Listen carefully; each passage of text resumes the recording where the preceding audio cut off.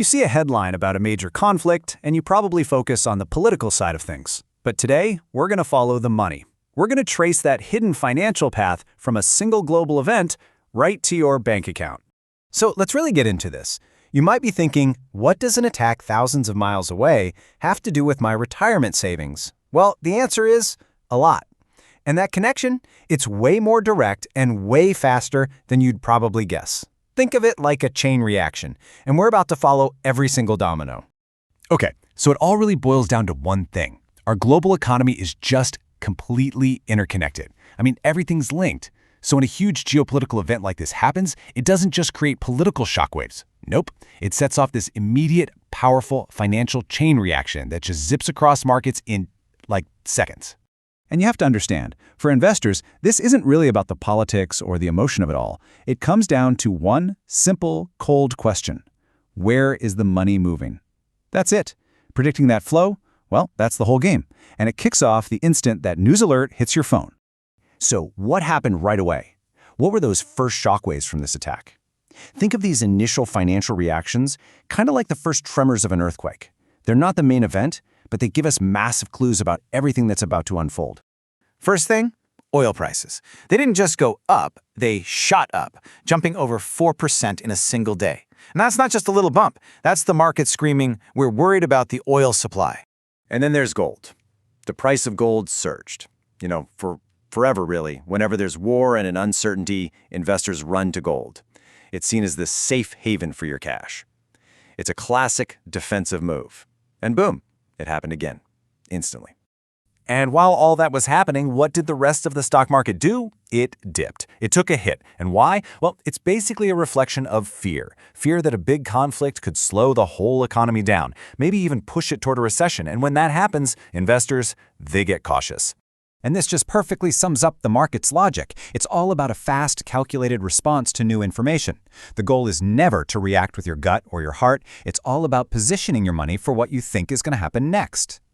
Okay, so let's zoom in on what is maybe the most important domino in this whole thing, the price of oil. Because this is where a story from halfway around the world starts to really hit you at home.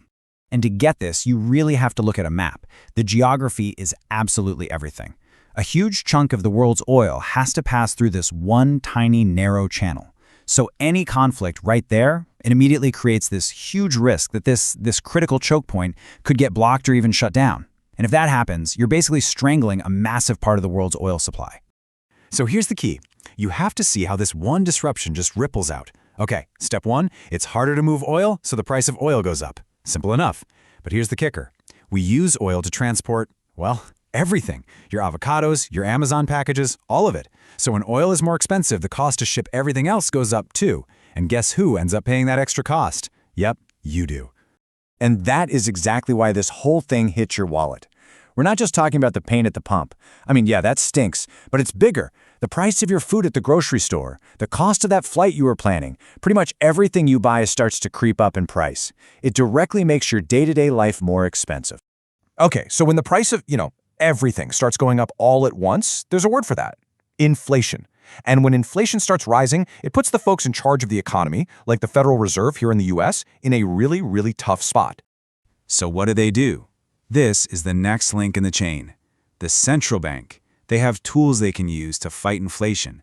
But, and this is a big but, using those tools creates a whole new set of problems and tricky choices.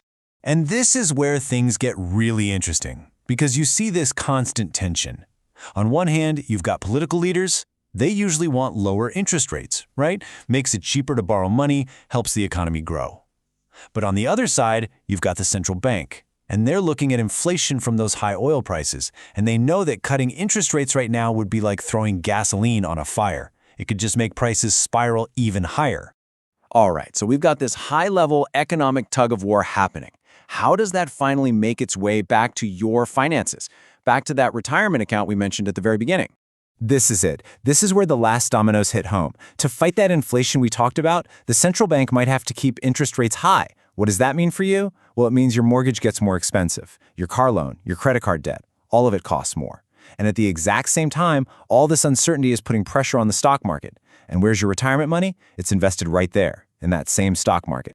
So to really get why the stock market is affected, you just have to remember one super basic rule: supply and demand. That's all stock prices are. If more people want to buy a stock than sell it, the price goes up. Simple as that. So picture this. Investors all over the world get nervous. They're worried about this conflict. They're worried about inflation in the US. What do? They start looking for safer places to put their money.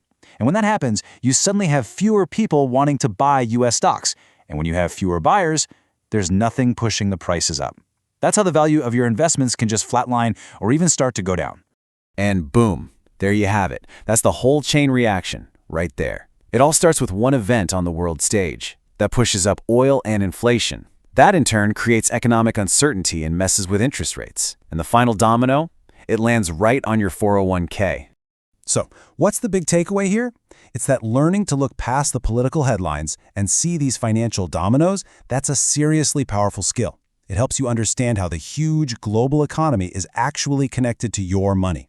So the next time a big story breaks, think about the politics, but also ask yourself that other question: where's the money moving?